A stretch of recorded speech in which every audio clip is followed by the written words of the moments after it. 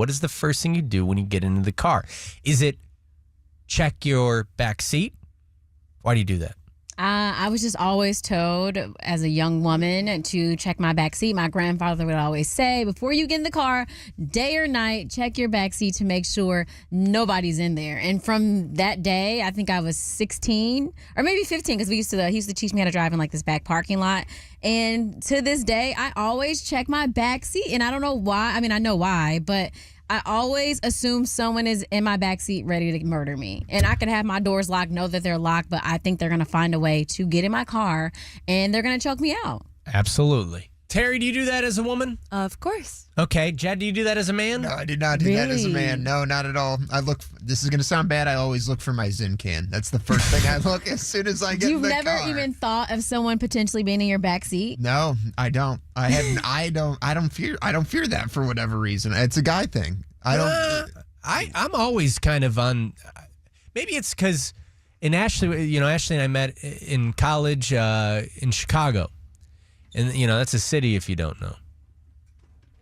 And I think there's something about, like, I moved to the city when I was 17 years old. So I was living on my own at 17. And I immediately became aware of things. Mm-hmm. Like, I'm ultra aware and also kind of paranoid. I'm actually super paranoid about a lot. I don't want to be attacked. Exactly. Got to be on your P's and Q's. A lot of people are like, Joe, you're spacey. You're not aware of things. Trust me. I'm lazy. I don't want people to know I'm aware of things. And sometimes I just act like I wasn't aware of it because I don't want it involve me. But I'm aware of what's going on. You guys don't know it. I know who exactly just walked by. I can get, exactly, Jed. You got to start checking behind you. Keep your head on a swivel. You're the muscle. But the muscle. Your back should not be towards the door. Nope, it should not. Angle. It should not. No, I have. It's not. I have eyes in the back of my head. I feel like I have like a spidey sense. Oh, okay. You know, like the game Floor is Lava? Yeah, I remember that. I'm so paranoid that when I would play that as a kid, I actually thought that I would scream bloody murder if I landed on, like, the floor. Hey, Amelia, you lock your doors. Yes. So because of where I work at a very big, apartment complex. There's, 153 buildings, and I work the night shift. Mm-hmm. It's just a weird thing for me. As soon as I open my car door, I'm in and I'm locking my door. Mm-hmm. Do you look behind you? Are you checking like Ashley, Terry, and myself? After I lock my door, yes. Yeah.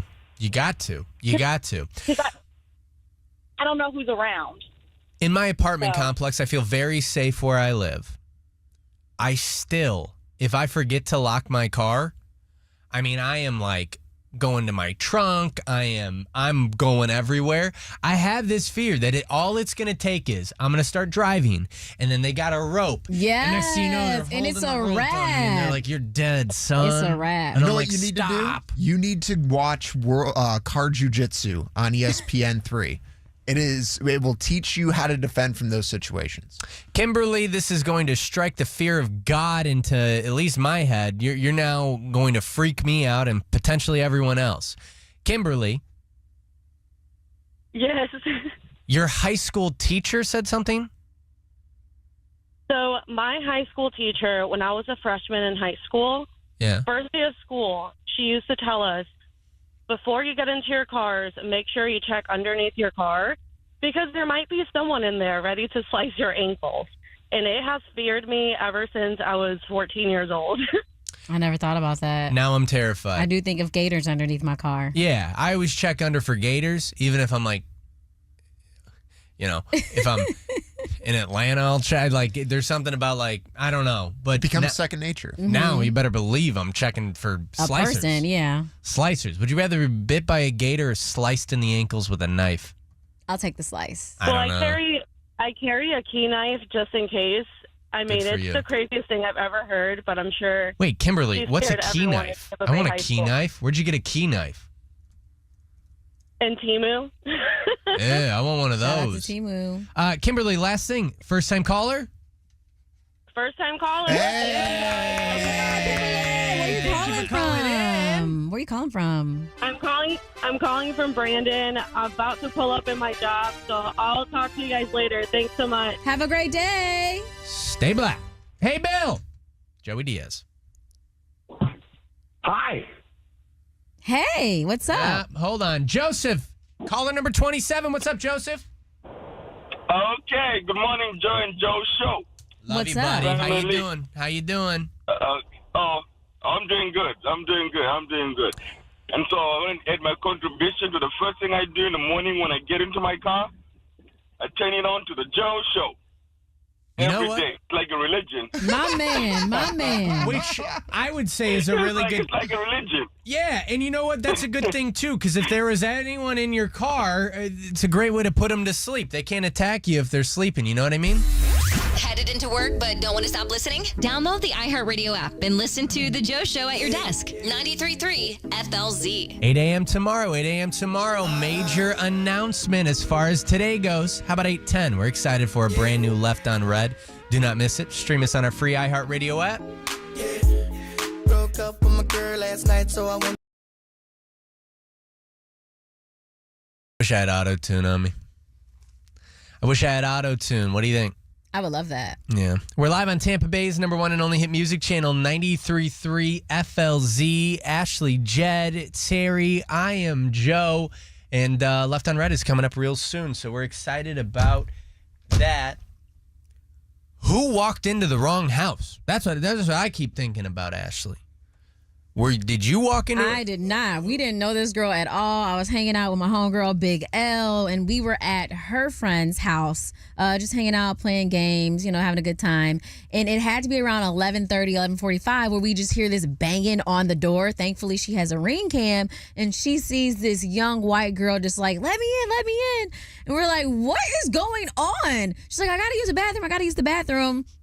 Clearly, you don't live here. In your place? No, at her friend's place. But in she didn't live there. She's not Big L's roommate or anything. No, we didn't know who this girl was. At first, we were concerned because we were like, why is she okay? And that's when she started yelling she needs to use the restroom. No.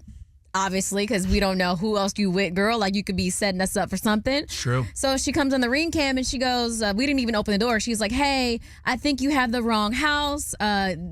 We don't know who you are. She's like, she didn't even care. She's like, let me in. I have to use the bathroom. Thankfully, what is her, Monica's girlfriend or wife, she did open the door and she was like, hey, you need to calm down. This is not your home. I cannot let you in here, but I can help you find out where you're trying to go. She was drunk. She was stumbling. And they end up finding out it was like 2 houses down. That's the home she really needs to be. Like, first of all, why did your friends leave you? Like, why are you Ubering by yourself from Ybor? Because we were all the way in Riverview. Anyone ever have anyone walk into their place? 800-409-9393. You can text it to 97720. Or did you walk into someone else's place? Uh-oh, you're shaking your head.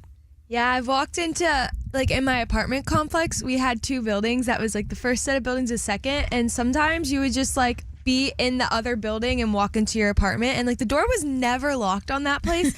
So I would walk in and I'd be like, oh, this is not my place. And I'd slam the door shut. It would be my apartment just in a different building. And I always would walk into it. How many times do you think you've done that? I did it 3 times. But it happened all the time. Anytime we had a party at our place or friends over, and they would just always have us walking in. It was so bad. They were good about it though. They were chill about it. They just knew it was going to happen. My old apartment had it was a hallway that you would walk through. And every single apartment that was, had that. Mm-hmm. And sometimes I wouldn't be thinking. I'd get off on the wrong floor and I would just walk up to it and you open it up and I don't have decorations or anything. This is at the time when I was single. So I wouldn't know I was in someone else's place if they didn't have decorations as well until I got turned right. And then, And I never walked in on anyone naked, which was always that's very good. If I'm gonna walk in, you want to put a show on for me, huh? Yeah, I'd like to think I'd walk into Sydney Sweeney's place, and the next thing you know, you would have hoped she walked into your place. No. Who's this? Yeah, I definitely do wish. Who's this? Alexa. Hi, Alexa. Alexa, have you walked into someone else's place before? No, but when I was living in Tampa in 2020, I was sitting on the couch and my next door neighbor walked into my apartment thinking that it was his, and he was drunk and in his underwear, and he crawled. He went in my bed, in my bedroom, is like, I live here. So I had to call the cops on him to get him out, and then he didn't remember anything. And a few weeks later, I saw him on Bumble, and I matched with him, and I was like, oh, you look so familiar. Like, where do I know you from? And he's like, I don't know. Where do you? And I'm like, yeah, you're the man who walked into my apartment a few days ago. Full circle moment. Did you end up taking him out? No. Everything came. He can't handle his liquor. No, absolutely not. That would have been crazy if you did. That would have been cool. Like, and then, oh, wow. All right. Well, who would have thunk? Who would have thunk? Hey, Mercedes, you walked into someone else's home? I walked into somebody else's car. Whoops, wrong Uber. I was in a parking lot at Publix, and I was a little flustered in a rush, and I opened the door, and I'm about to get in, and this woman's sitting in the driver's seat looking so terrified, and her son is in the back seat where I'm opening the door saying, Mommy, Mommy! I was like, I am so sorry. I was not paying attention. Unfortunately, I have been there as well. There's something about, because you're carrying like heavy groceries and you just want to get in, and maybe your head's looking at the ground or something. Hey, Lucy, you were living in California at the time, and this guy, well, what happened? So I was like in elementary school, and my dad was working the overnight shift. So it was already, I don't know, it was probably like 9:30, 10 o'clock at night.